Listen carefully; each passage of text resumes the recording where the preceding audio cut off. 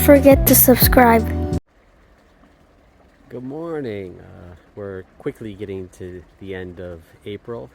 We've been really busy and I've been procrastinating a little bit, but I want to get a video out so I can share some of the elements of spring with you.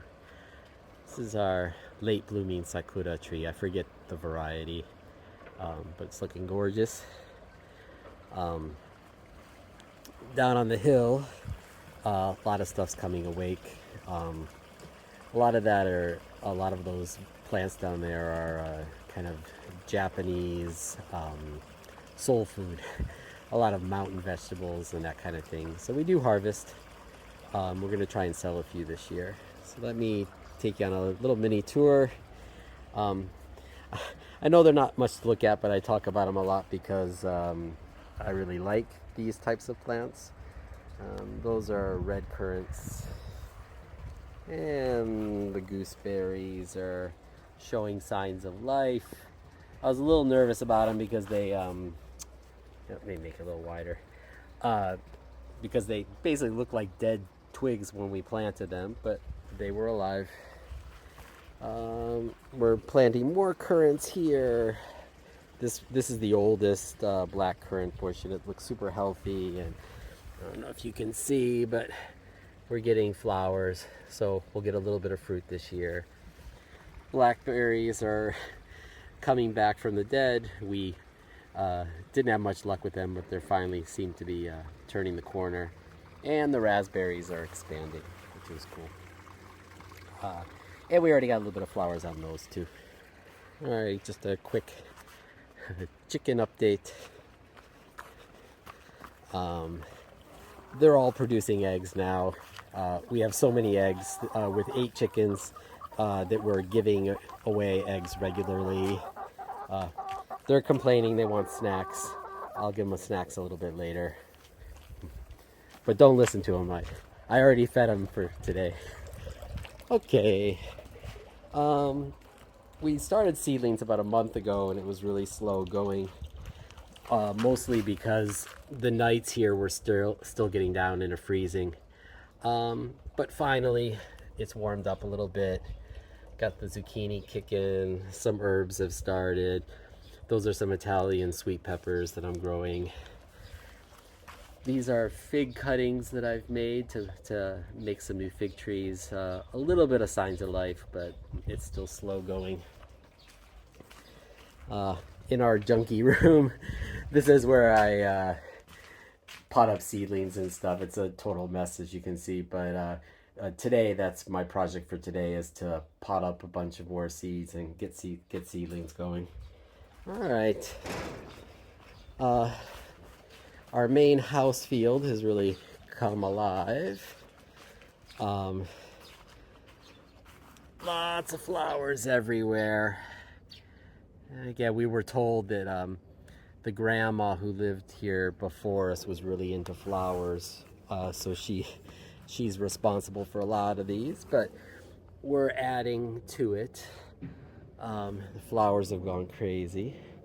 I'll tell you a little bit about what we're growing in the field so far. Again, it was a little bit slow going, but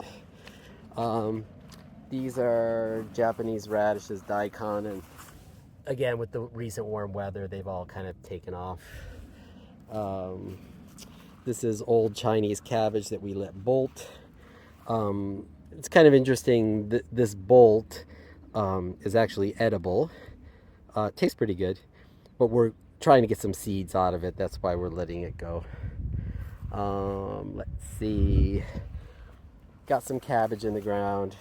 Cabbage is looking good. I think the onions will be ready to harvest in about another month or so. We got a lot going on in the raised beds.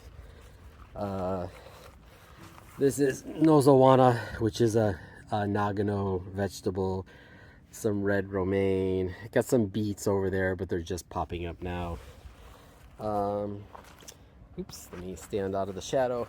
This is chrysanthemum leaf, which is edible and tastes pretty good. We got some arugula over there, and this is some baby greens. That's some broccoli in the corner, and rutabaga there is taking off, romaine lettuce. This whole seedlings in the covered raised bed didn't work out so well. Some stuff took off and some stuff didn't. Again, I think it was just the dramatic temperature changes. These are our potatoes. We've gotten a little bit better at it. The first year didn't turn out so well. The first round, second round a little bit better. This year it's really going. So we got a couple rows of potatoes. And then these are down here. These are Detroit beets, so like a big typical red beet. These are an heirloom variety, so hopefully we'll collect some seeds from that as well. A lot of the other beds are, the rows are still empty, but we'll work on it. Here are snow peas. As you can see, they're all popping up, and then we'll get them to trellis up. And then that's about it right here. And just a quick update on the fruit trees. These are Japanese cherry trees, sakurambo, so this will actually produce fruit.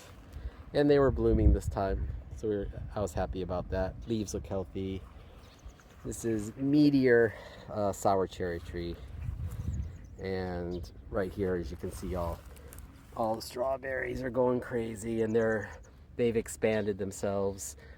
We're hoping this whole area will be covered with strawberries, kind of like a cover crop almost. All right, just a few more things and I'll stop. This is our rhododendron. It was all overgrown and looked nasty, and so I thinned it out quite a bit, created some airspace, and it seems pretty happy now. It smells pretty good too. Let's see if I can get in close to some of the flowers. Anyways, I'm pretty happy with the results.